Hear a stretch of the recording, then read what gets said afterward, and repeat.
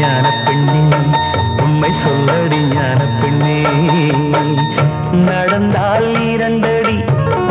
இருந்தால் 4 அடி நடந்தால் 2 அடி